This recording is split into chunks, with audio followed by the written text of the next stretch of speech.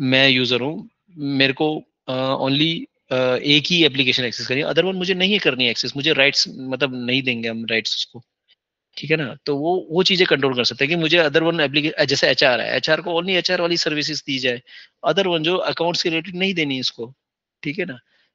तो वो चीजें आप रिस्ट्रिक्शन कर सकते हो। दूसरा, क्योंकि ये चीजें आप ना AWS में अगर आपके कुछ क्रिटिकल एप्लीकेशन, तो वो रिस्ट्रिक्शन नहीं होती है, वो तो पूरा आपके नेटवर्क के लिए ऑन कर देता है, ठीक है ना। बट सहजे अगर इस सोल्यूशन में है तो सहजे इन चीजों को हम लोग कंट्रोल कर सकते हैं विद सिक्योरिटी के साथ, ठीक है। अब इसमें आता है कि 40 सहजे जो है इनलाइन कैश भी और 40 कैश भी। इनलाइन कैश भी जैसे मैंने कहा था कि भाई जीमेल में ये चीजें हैं, वो चीज हम कंट्रोल कर सकते हैं। अब 40 कैश भी क्या है? इनलाइन कैश भी तो समझ में आता है भैया, वेब फिल्टरिंग में जाके इनलाइन कैश भी होता है, वहां पे हम लोग अपने डोमेन को प्रोटेक्ट कर सकते हैं कि भैया यही डोमेन से लॉगिन होगा और दूसरे डोमेन से लॉगिन नहीं होगा। अब 40 कैश भी क्या है? अब 40 कैश भी ऐसा चीज क्या है, वो हम थोड़ा आगे देखते हैं इसको, ठीक है। तो इनलाइन कैश भी में यही है कि आपका एजेंट बेस्ड हो चाहे विदाउट एजेंट हो, ठीक है। कोई अगर कुछ क्रिटिकल एप्लीकेशन यूज कर रहा है तो हम इन कैश भी के थ्रू उसके थ्रू उसको प्रोटेक्ट कर सकते हैं, ठीक है। ऑफिस 365 हो, सेल्स फोर्स हो, या अदर वन जो डाटा सेंटर्स होते हैं, डाटास होते हैं, उन चीजों को कंट्रोल कर सकते हैं इनलाइन कैश भी के थ्रू, ठीक है। चाहे वो प्रॉक्सी से आ रहा हो, चाहे वो एजेंट बेस्ड आ रहा हो, ठीक है। इनलाइन कैश भी का क्या हो गया कि भाई यूजर आया, वेब फिल्टरिंग एप्लीकेशन कंट्रोल करके, और वो इनलाइन कैशबी को यूज करके विद इनलाइन कैशबी के थ्रू वो एप्लीकेशन या वेबसाइट जो अभी इंटरनेट एक्सेस कर रहा है, वो सब कुछ हो जाएगा इसके थ्रू, ठीक है। 40 SASE can block the remote user access cloud based application, हम ब्लॉक भी कर सकते हैं, ठीक है। तो वो चीजें हैं जो कि इस तरह से वर्क करेगा। अब आता है 40 कैश भी। 40 कैश में क्या होता है, कुछ क्लाउड पे फोर्टीनेट के अपने कुछ एपीआई हैं, एप्लीकेशन टाइप की एपीआई बेस्ड करके होते हैं। तो उस एपीआई को जैसे ही आप क्लिक करोगे ना, तो ऑटोमेटिकली इंटीग्रेट हो जाते हैं एप्लीकेशन आपके 40 एसी के साथ। मतलब अ, जैसे कि अगर आपने कोई क्लाउड सर्विस पे काम किया होगा AWS से किसी में, उसमें देखोगे आप ना डेस्कटॉप्स ऑलरेडी प्री डिफाइंडेड होते हैं, या हम्म। बहुत सारी चीजें होती हैं, वो बहुत सारी प्री डिफाइंडेड होती हैं। तो ऐसे ही 40 कैश भी ऑलरेडी डिफाइंड है आपके रिप्यूटेड डाटा सेंटर्स में, AWS एज़्योर अदर वन में भी ऑलरेडी है। वो जैसे ही उस एपीआई को आप क्लिक करोगे, वो ऑटोमेटिकली आपके 40 सैजे के साथ इंटीग्रेट हो जाता है। वो कुछ इंफॉर्मेशन मांगेगा, इंफॉर्मेशन उसको फिलअप करके आप उससे ऑटोमेटिकली इंटीग्रेट हो जाएगा। तो उससे क्या होता है, 40 के एसबी के थ्रू आप जो है यूजर आएगा और वो 40 के एसबी के थ्रू उस एप्लीकेशन को एक्सेस कर लेगा विद इन रिस्ट्रिक्शन के साथ, ठीक है। हम्म। तो वो चीजें हम 40 के एसबी का मतलब यही है। Agent okay. लेस डिप्लॉयमेंट होता है इसका, कोई एजेंट डालने की जरूरत नहीं है, प्रॉक्सी जाएगा, यहाँ पे हम लोग एपीआई इनेबल करेंगे और उसके थ्रू एक्सेस कर लेंगे, ठीक है। Okay sir. तो इसमें आपका स्कैन भी करता है, आपके इंजन्स जो भी डाटा होता है उसको स्कैन करता है, एपीआई कनेक्टर है, बहुत सारी चीजें हैं, विजिबिलिटी दिखती है, तो वो चीजें हैं, ठीक है। तो सैस का एल्गोरिदम क्या है कि अगर विदाउट आपका सैज ये है तो क्या करता है, यूजर सीधा डायरेक्टली एक्सेस करता है या किसी टनल के थ्रू जाएगा एक्सेस होने। अगर यही चीज अगर एजेंट बेस्ड आ जाता है तो एजेंट 40 सैजे पे आएगा, 40 सैजे के थ्रू वो स्कैन कर सकता है। तो मतलब ये एक उसका फ्लो मैप है, एजेंट आया, एजेंट 40 सैजे पे आया, 40 सैजे से फिर आप एप्लीकेशन को एक्सेस कर सकते हैं, ठीक है। तो सेकंड लास्ट स्लाइड है ये मेरी। ये कुछ कंपैरिजन है, कंपैरिजन जो आपके अदर वन जैसे Zscaler, Palo Alto, Netskope, Fortinet, ठीक है। तो ये कुछ कंप्लाइंस है, ठीक है। तो जो कि ये जेड स्केलर क्या सपोर्ट करता है, पालो अल्टो क्या सपोर्ट करता है, फोर्टीनेट क्या करता है, तो ये अदर वन के लिए। और ये प्राइसिंग से रिलेटेड हो, चाहे ये प्राइसिंग जो है ये एक्चुअल क्या है, ये लमसम है, एक्चुअल नहीं है। तो कस्टमर बोले $90 का है क्या, बोलते नहीं भाई ये लमसम एक आइडिया दिया है, ठीक है। तो जो फोर्टीनेट पे है वो इंक्लूडेड रहते हैं बाय डिफॉल्ट, और जो अदर वन जो होते हैं सोल्यूशन उसमें आपको इंक्लूड करना पड़ता है, एड ऑन के लिए अलग से सर्विसेज खरीदनी पड़ती है। तो एग्जांपल जैसे ZTNA हो गया, कैश भी हो गया, DLP हो गया, इसमें बाय डिफॉल्ट इंक्लूडेड रहते हैं, बट अदर वन में आपको चीजें खरीदनी पड़ती है। अब जैसे EPP मतलब हो गया कोई एंड पॉइंट एंटीवायरस, तो वो चीजें IPS हो गया, क्लाउड IPS, DNS हो गया, एंटी मालवेयर, बाय डिफॉल्ट इसमें इंक्लूडेड रहते हैं। जैसे मैंने कहा था कि इसमें एंटीवायरस भी होता है बाय डिफॉल्ट। तो सब चीजें इसमें बाय डिफॉल्ट होती हैं। आपको ये नहीं है कि जब यूके बनता है, इतना बहुत कंफ्यूजन वाला नहीं है, बहुत इजी है। आराम से सारी चीजें सर्विसेज मिलती हैं बाय डिफॉल्ट। इसमें ये नहीं सोचने की जरूरत है यार मैं इसमें ZTNA लूँ कि नहीं लूँ, कैसबी कौन सा, कैसबी का कौन सा जाएगा, ऐसा कुछ नहीं है। सब कुछ एक इन बिल्ट आता है, पूरा एक बंडल लाइसेंस आता है। ठीक है, तो ये आगे सेल्स पे चले जाते हैं, सेल्स हम छोड़ते हैं। तो एनी कोई क्वेश्चन है तो आप मुझे बता सकते हो, पूछ सकते हो। बाकी मैं आपको एक GUI दिखा देता हूँ फोर्टी साइजे का। मीनवाइल जब तक आपका कोई क्वेश्चन है, अगर पूछना है तो पूछ सकते हो इस PPT के रिगार्डिंग, कि कुछ है सर ये समझ में नहीं आया, ये आपको बता सकते हो एलिब्रेट, तो मैं बता सकता हूँ।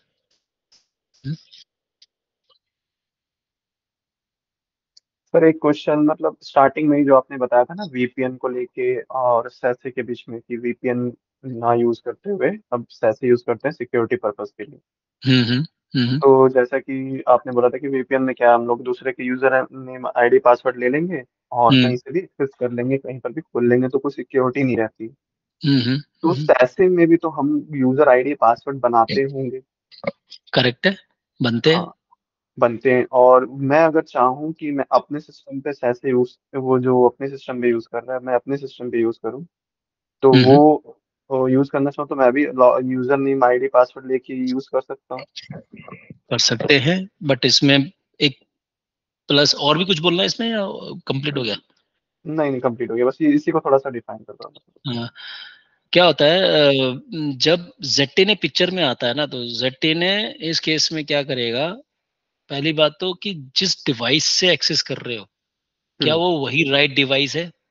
मतलब आपका कंपनी का जो हार्डवेयर एसेट्स है, हम्म वो वो चेक करेगा कि ये कि हार्डवेयर एसेट राइट साइड से आ रहा है या गलत एसेट से आ रहा है। मतलब जो डिवाइस, जो यूजर ओके। है, तो वो डिवाइस को भी चेक करता है। ठीक है। Okay sir. दूसरा दूसरा और भी बहुत सारी चीजें हैं, जैसे कि आप मेरी मशीन से आप एक्सेस कर रहे हो सकता हम्म है कि उसका भी Windows 11 हो, मेरा भी Windows 11 हो, बट हम्म कंपनी की कुछ प्रोफाइल्स है, कंपनी ने कुछ रूल्स बनाए हुए हैं, कुछ पॉलिसीज बनाई हुई है कि भैया ये मेरे इधर ये विंडो पैचेस होने चाहिए, ये पैचेस हम्म होंगे तभी मैं इसको अलाउ करूंगा। या ये भी हो सकता है कि आपका कंपनी जो यूजर है, जिसका आपने यूजर ने पासवर्ड दिया, हो सकता है वो कंपनी कुछ कॉर्पोरेट एंटीवायरस यूज कर रही हो। ठीक है। हम्म तो वहां पे हम ये पॉलिसी डिफाइन कर सकते हैं कि ये एंटीवायरस वर्जन होना चाहिए, ये वाला, मतलब ये वाला मॉडल और ये वाला वर्जन होना चाहिए। हो सकता है हम्म कि वो मिसमैच कर जाए आपका यूजर दूसरे एंड वाला। हम्म कॉर्पोरेट तो कॉर्पोरेट वाले को ही मिलेगा ना। ठीक है। तो ठीक है। वो चीज हो गया। दूसरा, इसमें ये भी कर सकते हैं, और भी चीजें हैं, जैसे कि इसमें डोमेन रिस्ट्रिक्शन, डोमेन वाला भी कर सकते हैं। हो सकता है कि जिसका आपने यूजर नेम पासवर्ड लिया है वो डोमेन बेस्ड हो। ठीक है। और और डोमेन यूजर तो उन्हीं में से चलते हैं जिनमें जो मशीन डोमेन रजिस्टर्ड होते हैं, जो हम्म डोमेन का पार्ट होता है। तो वो जो डोमेन, वहां से भी हम रिस्ट्रिक्शन कर सकते हैं, क्योंकि इसमें एलडब इंटीग्रेशन और रेडियस सब कुछ है इसमें इंटीग्रेशन करना। तो वो चीजें भी वहां से भी रिस्ट्रिक्शन कर सकते हैं। करेक्ट। हाँ। समझ आ गया ना? तो ये यस। ये पिक्चर है, ये अपने को क्लियर होना चाहिए। कस्टमर जब बोले हम्म ना, तो हमारे पास जवाब होने चाहिए। ठीक है ना। बाकी कस्टमर बहुत कुछ बोलेगा, ये अगड़म तगड़म, तो वहां पे अपने को पता होना चाहिए सर ये देखो ये फ्लो है, इस तरह से काम करेगा। अगर आप कुछ और कहानी बनाओगे तो गलत है, करने का तरीका यही है। ठीक है। ओके, तो ये डैशबोर्ड है आपका सैजी का। अभी राइट नाउ थोड़ा सा इन्होंने कुछ अपडेट किए हैं। ठीक है। तो ये क्लाउड लोकेशन, मतलब ये कहाँ कहाँ डाटा सेंटर है उधर की तरफ ये दिखाता है। ठीक है। और ओटीसी एज ए सर्विसेज, जो इसमें सर्विसेज हैं, वो पोर्टल है ईएमएस क्लाउड, मतलब कि आपको दिखाएगा कि क्या क्या, एक तरह का हेल्थ दिखाएगा। क्योंकि कभी कभार क्या होता है ना कि ये कुछ डाउन रहती है, क्योंकि कुछ मेंटेनेंस चल रही होती है, तो वो इसमें दिख जाता है आपका। ठीक है। अब इसमें रिमोट यूजर भी है। अब रिमोट यूजर पे आप देखोगे 50 है। ये बेसिकली क्या है ना, एनएफआर लाइसेंस है, ठीक है। एनएफआर लाइसेंस मैं ये चीज आपको नहीं दे सकता हूँ हैंड्स ऑन करने, क्योंकि ये अपनी हमारी कंपनी की एसेट्स हैं। ये एनएफआर लाइसेंस है, ये टेस्टिंग करने के लिए दे सकता हूँ। बट हाँ, आपकी अगर आपकी कंपनी को कुछ करना है, इस पे चेक करना है, तो आपको एनएफआर लाइसेंस लेने पड़ने पड़ेंगे। उसके बाद आप टेस्टिंग कर सकते हो, ठीक है। तो इसमें यूजर कितने कितने यूज हो रहे हैं वो सारी की सारी डिटेल्स नजर आती है। 40 कैश भी यूजर्स कितने यूज कर रहे हैं, 40 कैश भी यूजर, वो भी डिटेल्स नजर आती है। लाइसेंस कब एक्सपायर हो रहा है वो भी नजर आता है आपका, ठीक है। मैनेजमेंट, कौन कौन से यूजर है इसमें जो कनेक्ट रहेंगे, वो सारे दिखते हैं। अगर इसमें क्लिक करेंगे तो आपको दिखाई देगा कि मैनेज अभी इस टाइम कौन है। अभी ये ऑफलाइन है, अगर ऑनलाइन है वो तो सारा दिखेगा। इस मशीन का आईपी दिखेगा, किस पब्लिक आईपी से, विंडोज ओएस वर्जन कौन सा है, कौन सी। ये होगी क्लाइंट आईडी, मतलब जो 40 सैज है और क्लाइंट के बीच में जो जो डिस्कशन कर रहा है, वो आईडी जो है वो ये होती है आईडी, मतलब कुछ इंक्रिप्टेड टाइप की होती है। देखेंगे आप, ये करीबन काफी लंबी डिजिट है, ठीक है।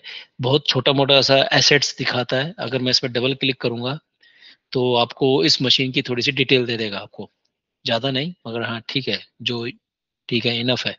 जैसे होस्ट नेम दे दिया उसने, आपको मैनेज दिखेगा, डिवाइस आईडी दिखाएगा, प्रोफाइल कौन सी प्रोफाइलिंग चल रही है, जिसको मैं कहता वेब फिल्टरिंग, आईपीएस, कौन सी प्रोफाइलिंग लग रही है, वो सब दिख रहा है। ये यूजर किसका किससे बिलोंग करता है, ग्रुप एडी से ग्रुप करता है या नॉन एडी से है, वो सारा दिखेगा। अभी ऑफलाइन है, ये क्या है, आईपी कौन सा विंडोज वर्जन है। अगर मैं इसी पे जाऊंगा 40 क्लाइंट, तो इस 40 क्लाइंट में क्या क्या इनेबल है, एंटीवायरस फीचर्स, ठीक है, इसमें इंस्टॉल होगा ये फीचर्स, ये जो भी है, कौन से अपडेटेड है, अभी तक कोई स्कैन नहीं हुआ, रिमोट एक्सेस, वीपीटी, जो भी इसके कंपोनेंट्स है, फीचर्स हैं, वो आपको दिखाई देंगे कौन से इनेबल है, कौन से बंद पड़े हैं।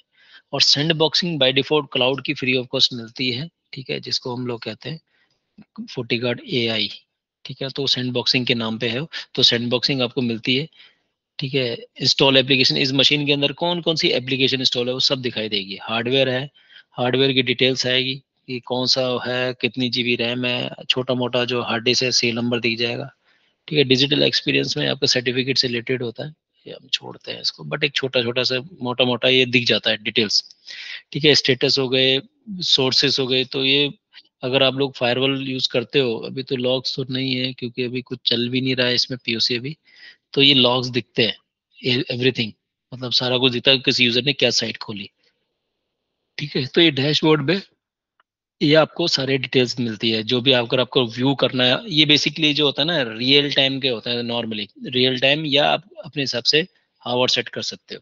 ये लॉग्स है जो भी आपको मिल सकते हैं, ठीक है। तो एज डिवाइस, जैसे मैंने कहा था, 40 एक्सटेंडर बाय डिफॉल्ट सपोर्ट करता है इसमें, ठीक है।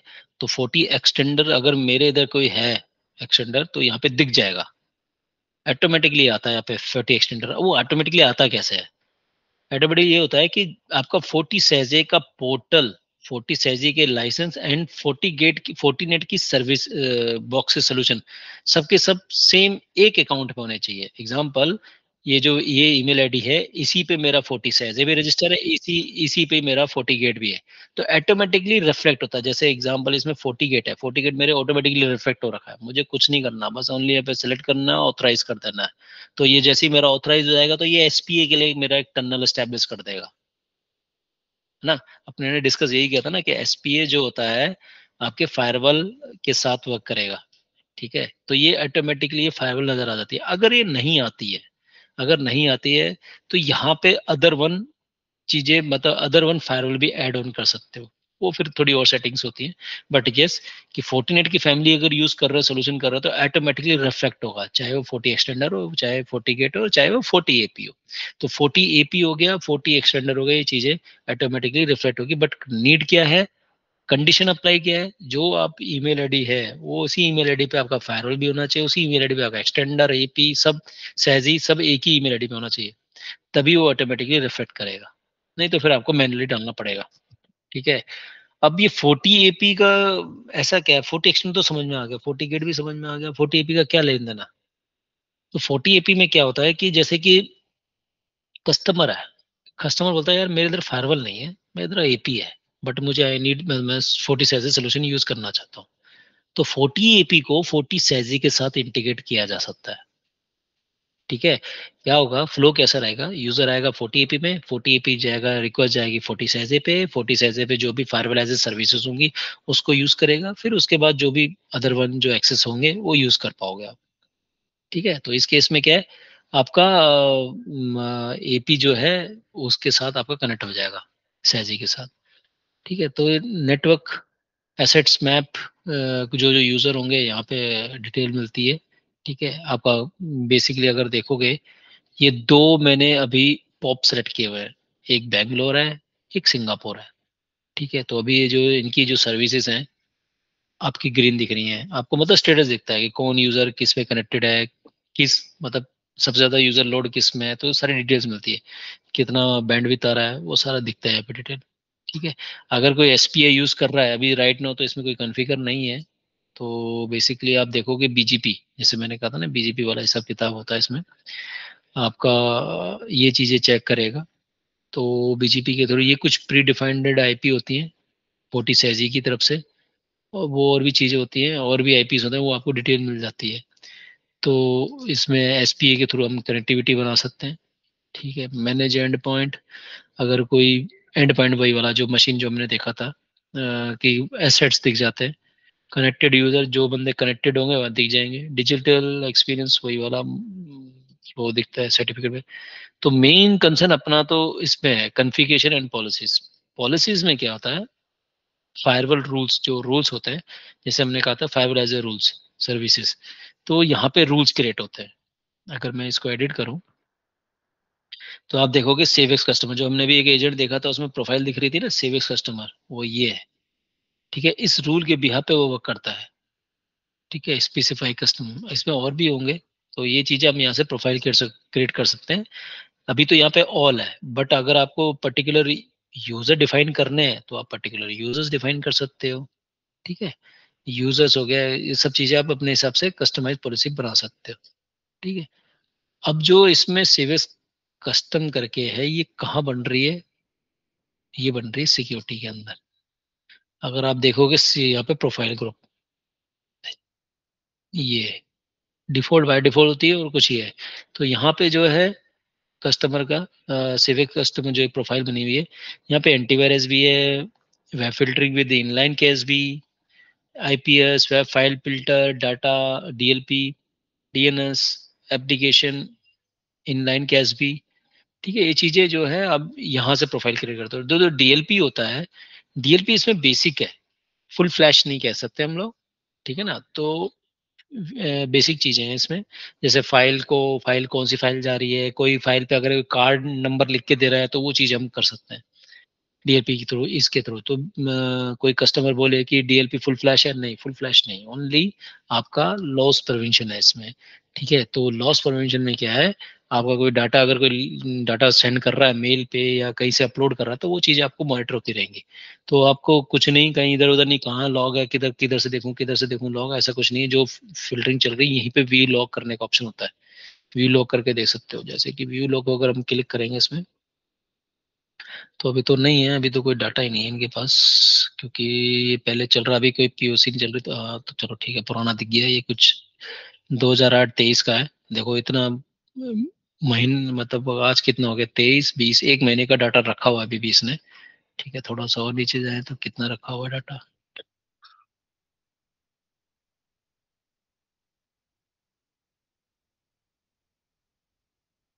फिर ऊपर मतलब काफी डाटा रखा हुआ है बार बार। ठीक है, तो ये एक तरह से बेसिकली क्या है, लॉग्स ऑफ देख सकते हो आप लोग। ठीक है, तो ये जैसे कोई एक्सेस हो रही है तो वो दिखाएगा कि भाई ये यूजर किस आईपी से एक्सेस कर रहा है, किस पॉप पे जा रहा है, और ऑथेंटिकेट यूजर ये है, और 40 क्लाइंट है, डेस्टिनेशन आईपी यहाँ है, इंटरनेट है, तो वो सारा कुछ बता देगा कि किस प्रोफाइल से लेके जा रहा है, ब्लॉक्ड हो गया, और ये कौन सी प्रोफाइल को यूज किया इसने, ये वाली प्रोफाइल, कौन सी साइट खोल रहा है, ये वाली साइट। ठीक है, किस कैटेगरी से बिलोंग कर रहा है ये। तो जो फायरवॉल पे दिखते हैं ना वो सारी चीजें आपके लॉग्स हो गए, सारे जो भी इससे रिलेटेड होंगे वो सारे लॉग्स दिख सकते हैं। अब ये इनलाइन कैशबी का थोड़ा सा मैं डिस्क्राइब कर देता हूँ। जैसे वेब फिल्टरिंग है, इन कैशबी जैसे मैंने कहा था कि अपने डोमेन को रिस्ट्रिक्शन कर सकते हो।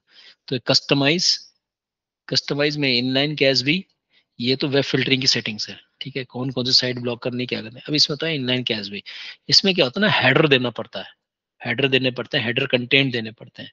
ठीक है, तो ये जो किसी का था ऑफिस 365 का, हमने हेडर कंटेंट डाला था, हेडर कंटेंट मिल जाते हैं। या आप जो अगर गूगल यूज कर रहे हो तो अपना डोमेन भी डाल सकते हैं। तो क्या होगा कि जो भी ये जी सूट से रिलेटेड थे, ठीक है, ये माइक्रोसॉफ्ट के थे। ठीक है, तो जी सूट के जितने भी डोमेन्स होते हैं, जैसे वाइड जो भी वेबसाइट होते हैं, वो भाई जब यूजर जो है सेवेक्स वाली ईमेल आईडी डालेगा तभी वो एक्सेस होगा, नहीं तो वो आपका ब्लॉक कर देगा।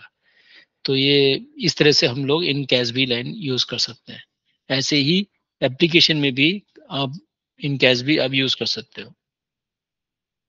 ठीक है, तो यहाँ पे भी आप अपने आप एप्लीकेशन जो है वो भी इस तरह से यूज कर सकते हैं। इसमें कुछ एप्लीकेशंस हैं जो ब्लॉक करना चाहते हो तो ब्लॉक कर लो। ये सारे कुछ कैटेगरीज हैं। ठीक है, इसके अंदर देखेंगे तो 154 सिग्नेचर्स है। 154, 154 इस सैजी के अंदर है, और जो 6 है वो क्लाउड पे है। ठीक है, तो क्लाउड वाली कौन कौन सी है, ये आपकी क्लाउड जोहो एंड बहुत सारी चीजें हैं। तो ऐसे ऐसे आपको डिटेल मिल सकती है। ठीक है, अगर कुछ ब्लॉक होती है तो यहाँ से देख सकते हो। ठीक है, और डीएनएस, रीजनल आईपी, होस्ट, सारी डिटेल मिल सकती है। यूजर ग्रुप, अगर आपको अगर आपने एलडब इंटीग्रेशन करनी है तो एलडब इंटीग्रेशन कर सकते हो, चाहे वो लोकल हो चाहे वो क्लाउड पे हो, उन चीज़ों को इंटीग्रेट कर सकते हो। ठीक है, VPN, user SSO, single sign on, ये सेटिंग्स इधर की तरफ होती है। बाकी ये यूजर्स है, जैसे अगर आपने एलडब इंटीग्रेट कर दिया या नहीं किया तो क्या होता है कि अब यूजर है आपका, यूजर कहीं बाहर बैठा है, तो भाई दो तरीके, या तो आप ऑन बोर्ड से करके इसको डाउनलोड कर लो, ऑन बोर्ड करके डाउनलोड करो और यूजर को शेयर कर दो। ठीक है, या तो फिर आप सेंड लिंक भेज दो कि यूजर को इनविटेशन भेज दो कि, और ऐसा कुछ नहीं है कि एसएमटीपी कॉन्फ़िगर करने वाले, नहीं, आपको कुछ नहीं है, चाहे वो पर्सनल जीमेल यूज कर रहा हो, चाहे वो अपनी कॉर्पोरेट ईमेल आईडी यूज कर रहा हो, या चाहे पर्सनल ईमेल आईडी, उन पे आप यहाँ पे ईमेल आईडी डालेंगे, उसको एक लिंक चले जाएगा, वहीं से वो सॉफ्टवेयर भी डाउनलोड कर सकते हैं, और वहीं से ये एक आपका इंक्रिप्शन की होती है वो भी आ जाती है। मतलब ऑटोमेटिकली, हालांकि ऑटोमेटिकली कनेक्ट हो जाता है, ये होती है वो इनविटेशन कोड, वो अपने आप आ जाती है। जैसे इंस्टॉल करोगे, रिबूट करोगे, ये तो वो ऑटोमेटिकली वो कनेक्ट हो जाता है। अगर नहीं हो रहा है तो फिर ये मैन्युअली आप डाल सकते हो। तो जो आपका सर, एजेंट है। सर ये डाउनलोड वाले प्रोसीजर का थोड़ा एलिब्रेट करेंगे थोड़ा सा और।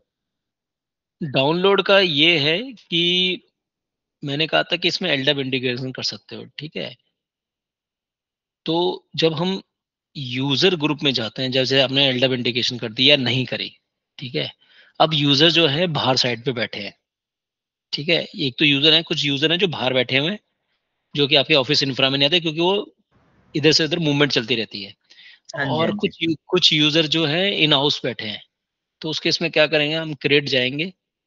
ठीक है, ये जो बाहर यूजर मूवमेंट कर रहे हैं, अगर वो एलडब यूजर है तो एलडब यूजर सेलेक्ट कर सकते हो। अगर वो किसी यूजर ग्रुप से डिफाइन है तो यूजर ग्रुप सेलेक्ट करो, नहीं तो अगर कोई ऐसा कुछ इंफ्रा नहीं है आपके इधर, तो आप यूजर पे क्लिक करके नेक्स्ट कर सकते हो। यहाँ पे ईमेल आईडी सर, डालो, उसको एक हाँ जी, ये प्रोसीजर तो पता है सर। ऑनबोर्ड जो आप बोल रहे हो वो डाउनलोड करके कैसे यूजर पे कर सकते हैं, यूजर के सिस्टम पे?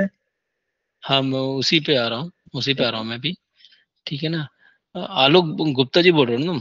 हाँ जी, हाँ जी। तो आपने देखा होगा ना, अदर वन ने नहीं देखा हो, तो इसलिए मैं थोड़ा एक्सप्लेन कर रहा हूँ उस हिसाब से। Okay, okay. ठीक है ना, आपकी टीम ने अदर वन ने नहीं देखा होगा ना, तो यस। ठीक है। तो यूजर है, ईमेल आईडी डालोगे, ईमेल आईडी जब डालोगे उनको, आप ईमेल डालोगे उनको एक मेल जाती है। उस मेल पे 40 सैजे का ऑप्शन होता है। एक सेकंड में होल्ड करो, मैं आपको दिखाता हूँ कौन सा पेज आता है। एक मिनट, मैं थोड़ा सा ना शेयरिंग बंद कर रहा हूँ, एक मिनट।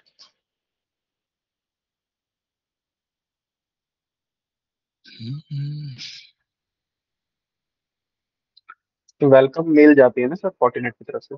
हाँ, वेलकम मेल हाँ, जाती है। डाउनलोड के लिए लिंक्स रहती हैं उनकी। एक मिनट दिखा देता हूँ। यूजर में।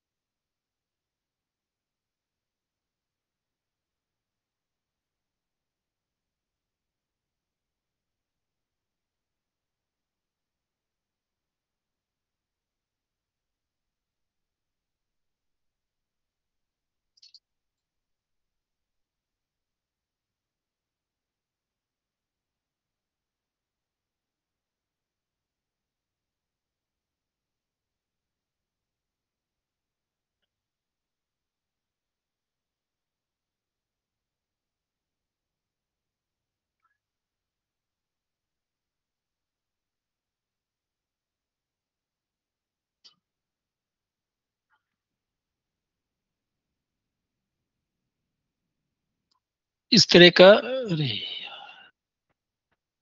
अरे मेल किधर गई? ये मेरी मेल नजर आ रही है इसमें आपको? Yes sir. हाँ, तो क्या होता है, ऐसा जरूरी नहीं है कि आपको S M T P configure करना है, नहीं है 40 एस एम टी पी होता है, नो रिप्लाई करके @40cc.com से आती है।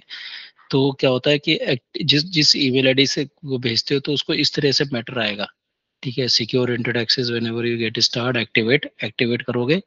एक्टिवेट के बाद वो लॉगिन जो भी है, एक्टिवेट करने के बाद फिर आप जो है स्टेप 1 उसमें सब कुछ लिखा हुआ है, कनेक्ट दी 40 से। कैसे करोगे कनेक्ट टू 40 है? आपको सबसे पहले डाउनलोड करना है क्लाइंट, तो जो भी आपका विंडोज ओएस है उसको उसी के रिप्रेजेंट आप इंस्टॉल डाउनलोड करो। फिर ये एक अनरोल प्रोटेक्शन होता है, जो कि मैंने कहा था इनविटेशन कोड आता है। हालांकि ये जब आप एजेंट इंस्टॉल करते हो और रिबूट करते हो ऑटोमेटिकली कनेक्ट हो जाएगा, बट अगर मीनवाइल अगर कुछ प्रॉब्लम आ रही है तो इनविटेशन कोड से आप ये कनेक्ट कर सकते हो, ठीक है।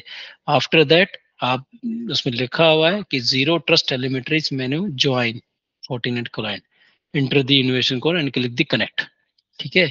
तो जो आपका इंस्टॉलेशन हो जाएगी, इसको करो, कॉपी पेस्ट मारो और वो कनेक्ट कर दो, तो क्या होगा कि वो आपका 40 सहजे के साथ वो कनेक्टिविटी स्टैब्लिश कर लेता है।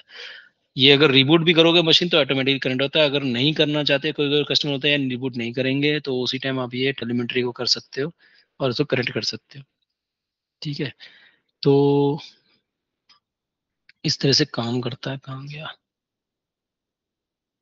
ठीक है। ये हो गया यूजर बेस, जिसको आप ईमेल आईडी और इसके थ्रू भेज सकते हो। अब आते हैं इन हाउस में, ठीक है, जो कि आलोक जी पूछ रहे थे।